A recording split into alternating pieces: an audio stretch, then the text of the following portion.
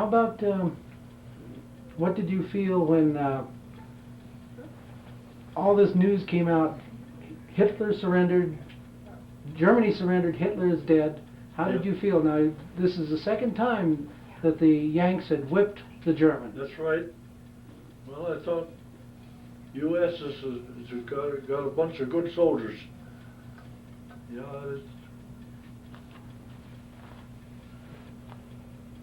Did you feel, can you recall anything about what you felt when you heard about Hiroshima? Anything that you can remember? no, I can't remember. I didn't like to read about that. It was pretty tragic. It bothered me, you know. Uh-huh.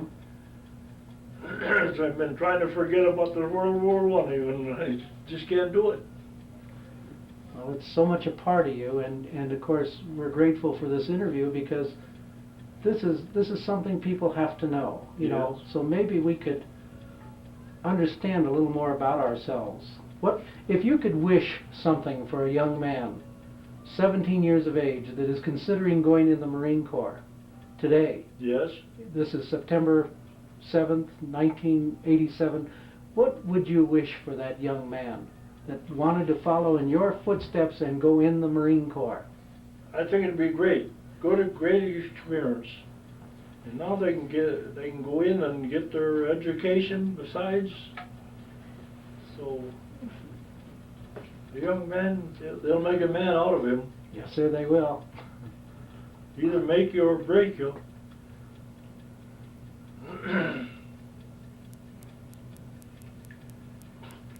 Do you have any words that you would like to tell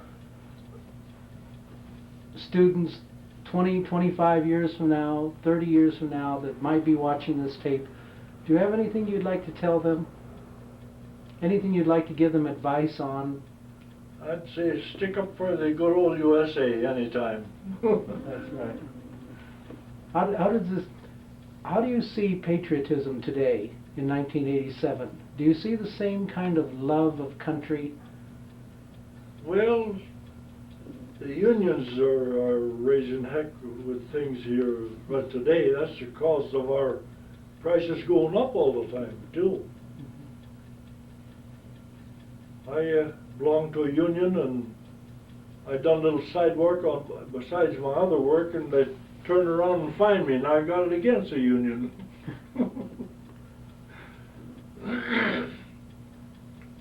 But I think they're demanding too much. Now look at all these teachers that are on strike. Yeah, that's tragic. That's tragic. Chicago and New York, I guess, different places. They're getting good wages. Yes, sir. That's going to hurt the education of these youngsters. What, may I ask, this might be a little bit off base, but recently we just had this Colonel North incident. Do you have any ideas or any observations? Well, maybe it's a good thing that Kelly isn't here. We'd know more about it. That's the not Kelly, I mean, what is his name? Casey? Casey, yeah. I think there's more to it, only they're lying, that's what they're doing. The director of the intelligence, Central Intelligence, Yes. Does this bother you that a Marine, who is supposed to be the most loyal of all armed forces, is involved in this kind of thing? Yeah, I don't like that at all. How about this Lone Tree incident? Another Marine. Yes. Convicted of espionage, the first time in 208 years of a Marine. They're letting him off too easy. I agree with you on that. Yes, sir, they are. He had no business throwing our country away, I would say. Do you find that typical of today, that people would sell their country for profit, for mere money? Sure. And here you did, you placed your life on the line for your country. That's right. When it was absolutely necessary. He hurt the Marine Corps. It's a disgrace. What do you think would have happened had the United States government not sent you and millions others over to help the French and the British? Yes. What do you think might have happened in World War I? Well, I don't know. I think the World War I was good soldiers, and I think they'd hold their own. And the the United States involvement was basically essential, important, very important. That's right. If we had not gone over to help the British and the French, do you think they might have lost that war? Oh, they would have lost that war. The Germans were good soldiers. Yes, they're good soldiers. They were young soldiers, kids, 16 years old. That's as they looked like to me. Mhm. I know alongside that woods, that little ravine, this couple of guys are trying to drink some water out of that creek. You know, there's gas flowing down that creek and everything. And of course, they were dead, but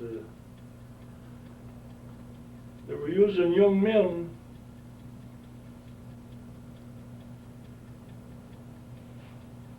Oh yes, when we was going, before we went up to the front, we slept in a barn. Manure probably about that deep. Yes, nice and warm.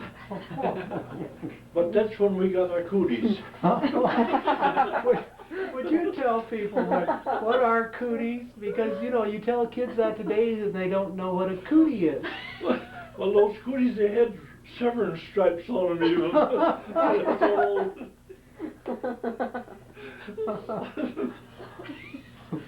Yeah, when we came back from the front, they took all our clothes and threw them in a coodleizer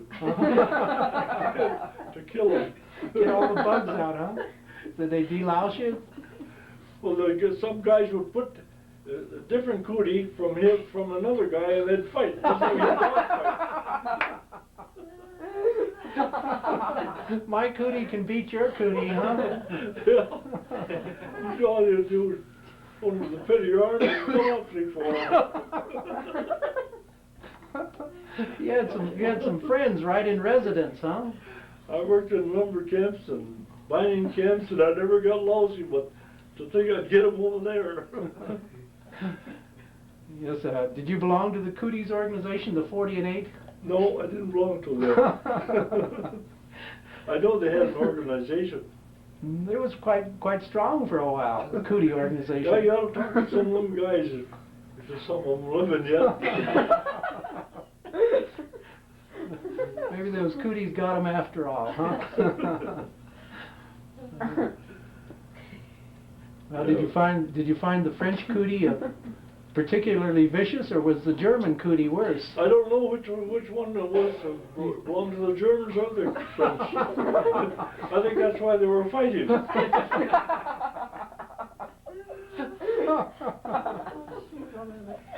Well, shoot. Something else I was thinking about, I just can't remember what I was going to say it.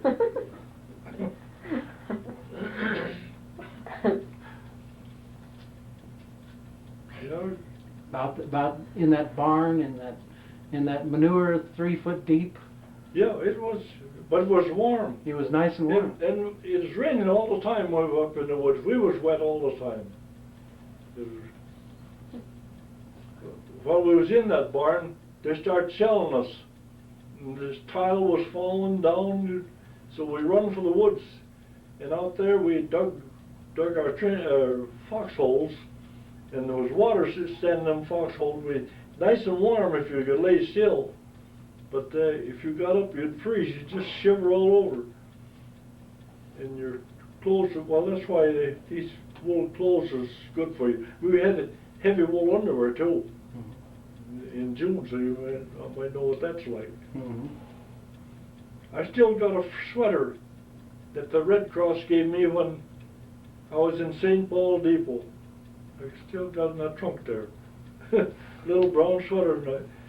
And when I was all soaked with blood, I gave it to a French woman, and she cost me two francs, I guess. She washed it up, and I still got it. Amazing. Yes. Did you like the French? No, I didn't like them. Why not? Why did you not like the Oh, French? they were kind of independent. I don't know, I didn't have much to do with them. We'd go down and drink their wine and cognac, and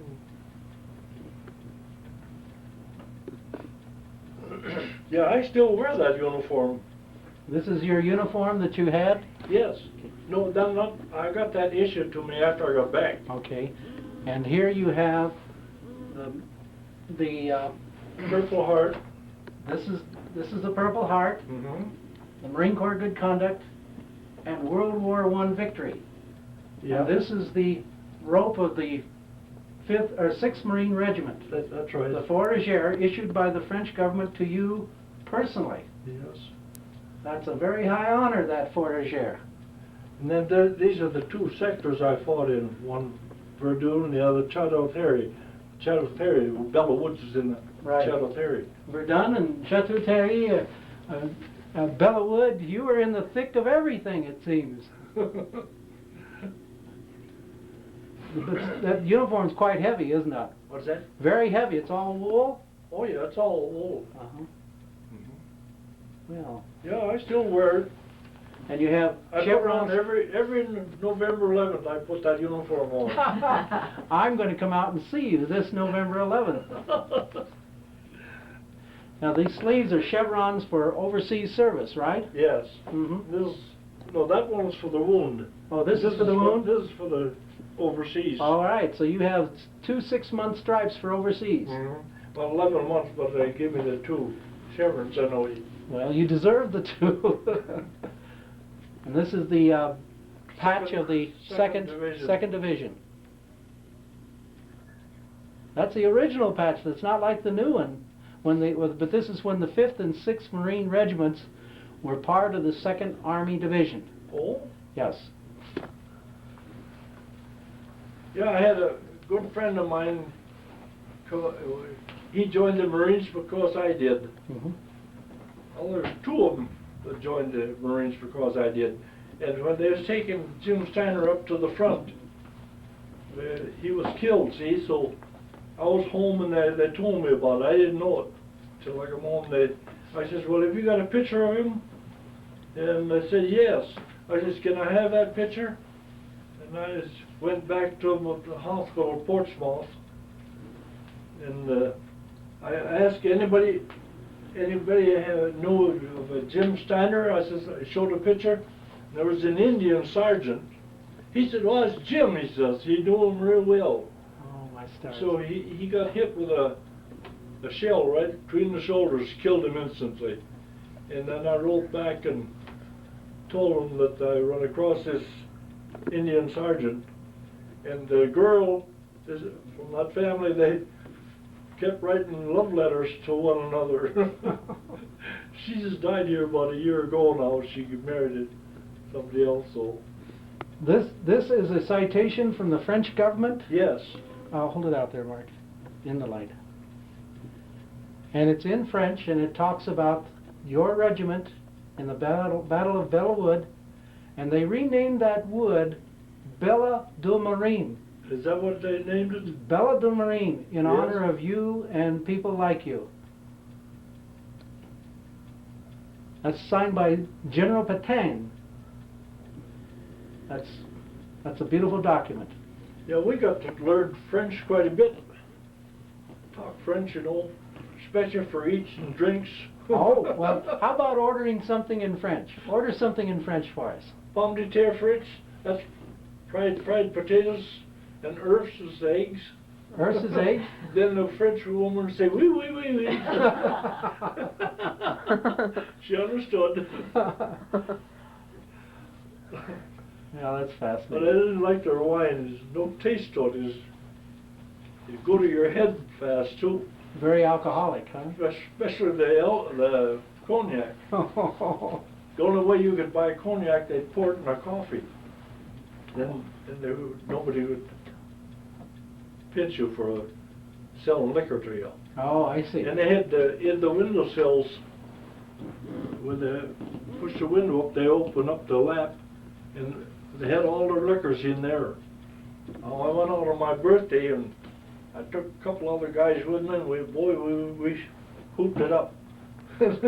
Next morning I got up and I shook my head, and I was the same thing again. Come back on you, huh? Yeah. Oh, yeah, that's right. Well, would you, I don't know, I don't know if you want to say this, but would you, would you like to say something in French? Or order something in French for us? Yeah. Well, would you, would you like to say something in French for us? Or order something in French for us? Yes, right. Well, would you What do you think about that experience, of what you've experienced? What do you think about that? It's a great experience. And I was lucky that I got back. I didn't know much about praying or anything else, but I asked the Lord to spare me. The American people pretty much supported you in that war. They what? The American people gave you all the support and love. Oh yes. Mm-hmm. You know, 2 years after the war was over, I got 22 letters that the people had wrote to me over in France. Was delivered, and everyone was censored, and the money was taken out. Somebody got rich, huh? I wish I'd have kept them letters. I burned them all. That was like a feller in Fergus Falls. He was coming out there and he wanted to sell me a book, $38 to tell about the World War. Mm-hmm. I looked the book over. That is, my sister-in-law bought the book, but I didn't. I told my dad, I said, I ain't going to spend no money for a book like that. There was guys that never was in service give a history of what they've been in battle and stuff like that. One guy only had one eye, and he told about how he fought in the World War I. So that's what these books are amount to. They were just bogus books. Yeah, that's what they were. People trying to make money off of the. That's what they were doing. $38 is a lot of money in that day. Sure.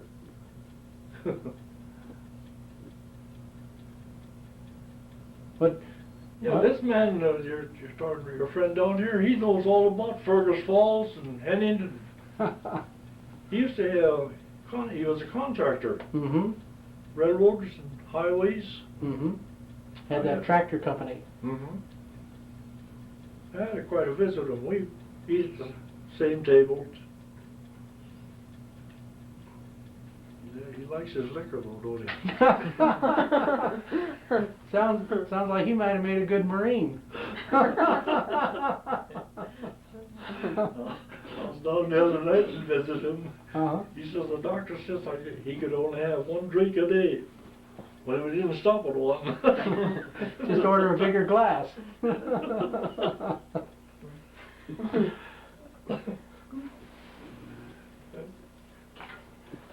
Well, do you have anything else that you'd like to tell us? This has been most enlightening, most refreshing, and very, very good experience for all of us. Well, I took my training in the jeweler manufacturing. We had about 45 men there. Mm-hmm. And the first jeweler I worked for that went broke, he had about 20 men. But then I worked for Osby Anderson. We done all this Casper manufacturing repairs and stuff too. Mm-hmm. So I put in about 33 years or something like that in the jeweler business. And I done refining. I guess my daughter's got a bunch of gold now, right, that I scrape off the vents and reclaimed it. When did you come to Casper? When did you move to Wyoming? It'll be 2 years, the 13th of September, this month. That's only 6 days away. Yes, Uh-huh. So you moved here to be with your daughter. yes, that's when I sold all my stuff. When I didn't sell, I give it away. Mm-hmm. I give my neighbor, I miss him, I call him up for once in a while. We talked last night to him, didn't we? I give him a lawnmower and a snowblower. I need that back in Minnesota. Need it down there. In Wyoming, the wind blows that snow away. You what? I say in Wyoming, the wind blows the snow away. Yeah, it blows it away. Do you like Wyoming? Yes, I do. It's a different climate. Uh-huh. And I think it's good for my arthritis. I get my shoulder and my hip. I take medicine for it. Well, I can go into any hospital for that. I got the purple card. You got one of those? Yes, sir. Disabled veteran? Yes? Mm-hmm. Where'd you get wounded? Well, I was in Korea. Oh, you was in Korea. Well, it's not as glamorous as World War I. It's not as important as World War II. It's just kind of a little action off to the Yeah. side. I was in the 5th Marine Regiment. 5th. Hmm. On Paris Island? No, I was a Hollywood Marine. I was at Hollywood. San Diego. I see. Yeah, Paris Island was quite a place. It's a tough Quite a place. change right now. Yes, sir. It's a tough place. Yeah, they used to take us down to the bay and go in swimming. The only certain times you could go in swimming or the tide would take you out. What did you think of boot camp? What was it like? What was Marine boot camp like back in 1970? Boot camp? Uh-huh. Boy, they really worked you. I felt sorry for these guys that came out of an office and weren't used to heavy work. To me, it was nothing. I enjoyed it. They'd take us out there and drill us for about 8 hours a day.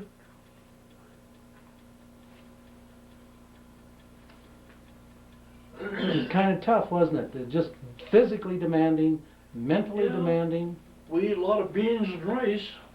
That I know.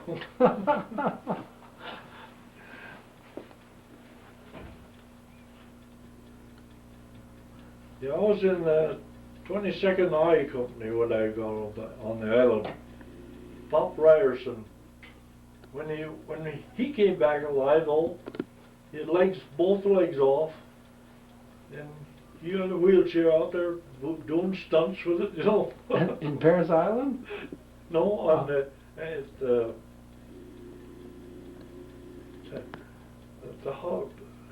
Portsmouth. Oh, Portsmouth. Portsmouth Hospital. That's in That's in Virginia. Virginia. Mhm. That's the naval prison too, isn't it? I guess it is. Uh-huh. Mhm. Yeah, it was infamous in the Marine Corps. You goofed up. You instead of going to Leavenworth, you went to Portsmouth. I used to herd those prisoners around in Paris Island, Oh boy. take them down to the butts, you know what the butts are, Right. pick up shells and stuff, you know. That's where they fire their rifles.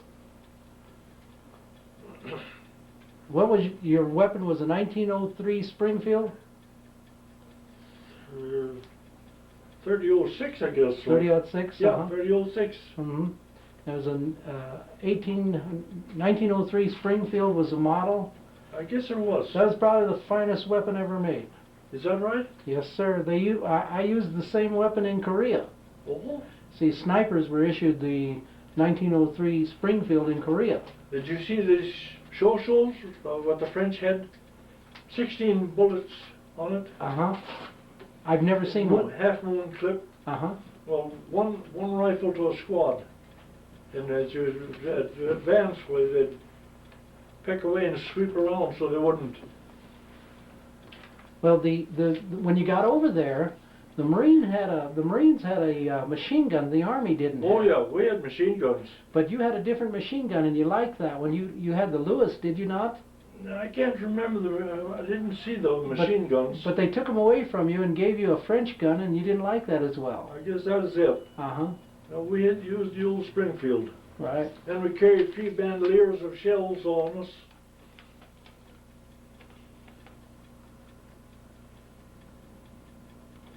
That ship that you came home on? Pastorius. Yeah. It was a fruit ship, changed over into a hospital ship. Kind of broke the rules a little bit, didn't it? Yeah, I think they did. How did they break those rules? I don't know. And the fact that it was armed, was it armed? Yeah, it was armed. And it wasn't supposed That's to. why we pulled out 12 o'clock at night. Kind of sneak out. They snuck out. Those doggone Americans, they'll do everything, won't they?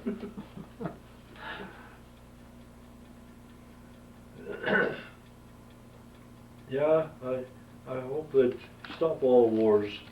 Just think of, they wipe out all the young men.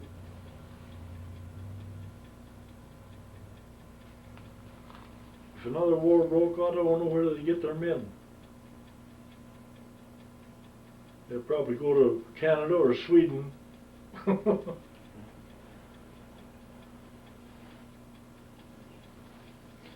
Pray to God we never have another one.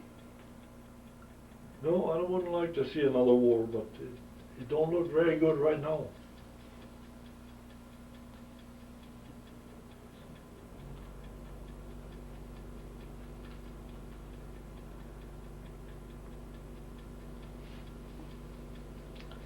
Well, Mr. Hanson, I will tell you, This has been an extreme pleasure for us. Well, I didn't think you'd go to all this fuss. Well, sir, I appreciate it. it's not often that one can actually touch history. Yes, that's true. And it's not often that someone in future generations can listen to you talk about your experiences. And maybe somewhere in the future there'll be a young man listening to this, and maybe he will learn something from it. And maybe if we listened a little more to the people that have been through the experiences you have, we wouldn't have those wars.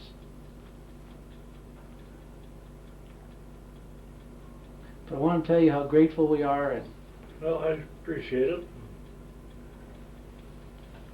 I was talking to my friend last night. I was telling her that we was going down to Denver for some doings this on the 14th of November, was it? the Marine Corps has invited you as a guest. Is that right? Yes. To Denver. Did you know that the Marine Corps Band will be playing here in Casper on October 17th? October 17th? I want to be sure and hear that. Would you mind if I got you tickets?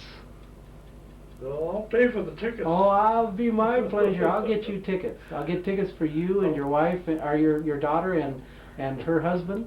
Yes. And I will get tickets for you, and because I'm positive you'd love to hear the Marine Corps Band. Well, we used to have a sunset parades every evening down on the island. And then these gnats would crawl up your nose, and you want to blow your nose or something, and the old major out there would holler at you. Hold still in the ranks. Well, which would you rather have, the gnats or the cooties? Well, I think the cooties was better tamer. You could catch them.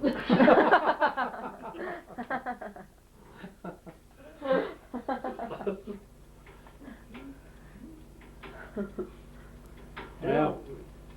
Lumber camps used to be noted for lice, you know. Mhm. Then they used to buy what they call cedar oil when we was in the lumber camps or in the mining camps, and sprinkle your bed. They won't live in that, I guess, or drives them away or something. Mhm. Yeah, I worked on the iron range one time, and I was only a kid then. That was up in Hibbing? Huh? Hibbing?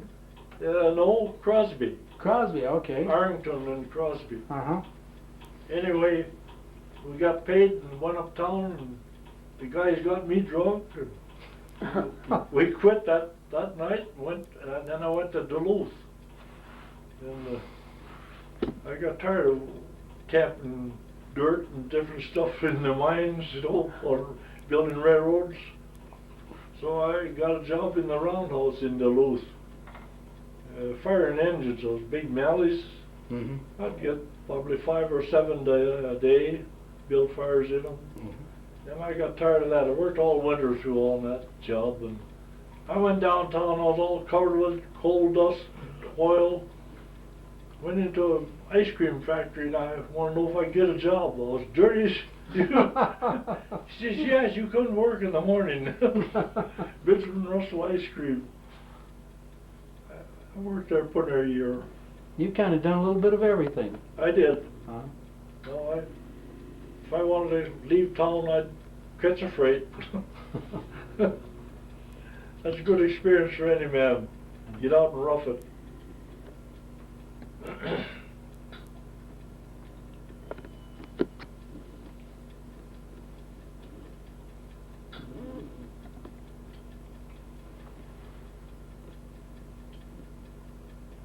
Yeah, Duluth is a nice town.